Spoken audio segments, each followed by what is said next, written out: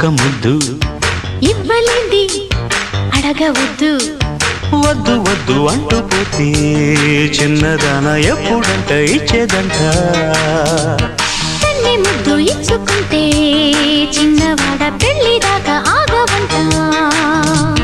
కళ్ళతోటి పిల్లయింది చాలే ఇవ్వు ఒక్క ముద్దు ఇవ్వలేంది అడగవద్దు అయ్యవు ఇవ్వు ఆహాహా